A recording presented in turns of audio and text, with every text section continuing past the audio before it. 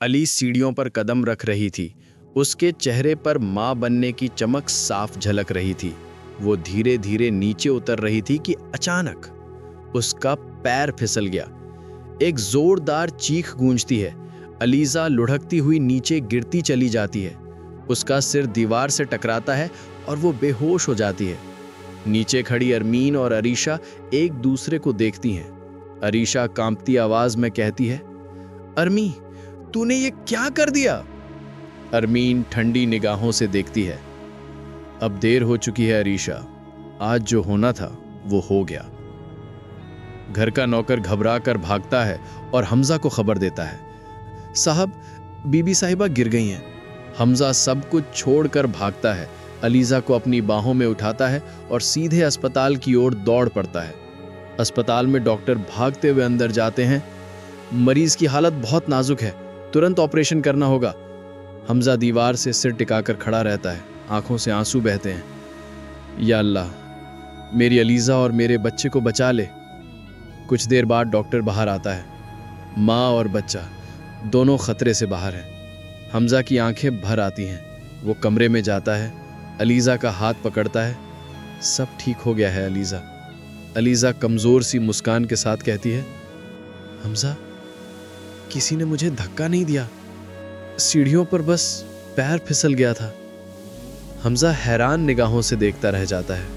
उधर घर में अरमीन और अरीशा बेचैन थीं।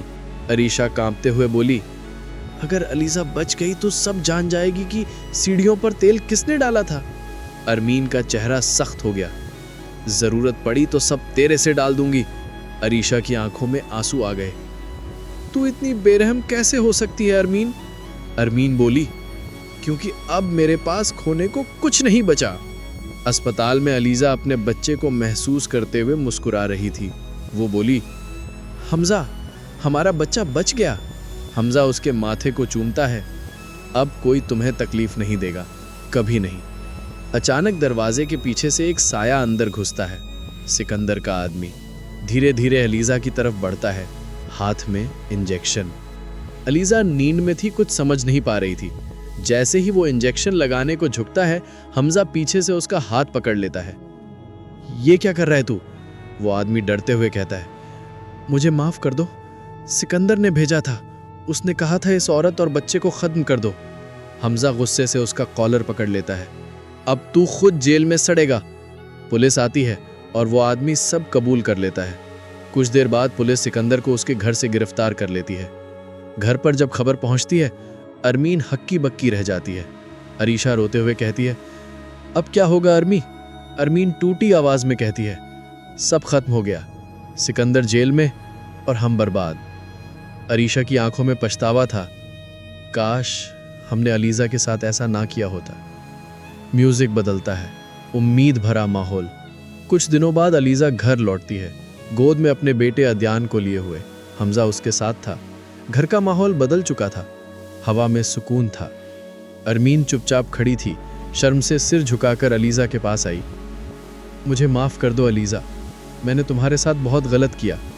अलीजा उसकी आंखों में देखती है और नर्म लहजे में कहती है, मैंने तुम्हें माफ कर दिया अरमीन, लेकिन याद रखना, किसी माँ बनने की खुशी कभी मत छीनना। अरीशा की आंखों से भी आंसू गिरते हैं। हम दोनों ने बहुत बड़ी गलती की, अब सब ठीक कर दो, बस यही काफ़ी है। कुछ देर बाद डॉक्टर घर आते हैं। बच्चे को देखकर मुस्कुराते हैं। बहुत प्यारा बच्चा है, इसका नाम क्या रखा है? हमजा मुस्कुराकर जवाब देता है, इसका नाम है अद्यान, हमारी जिंदगी की सबसे बड़ी खुशी। अलीजा अपने बच्चे को सीने से लगाती है।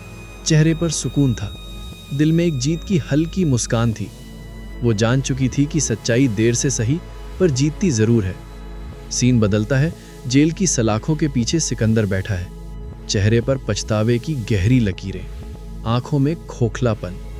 वो समझ चुका था कि बुराई की राह हमेशा हार की ओर जाती है। Music fade out, and credit.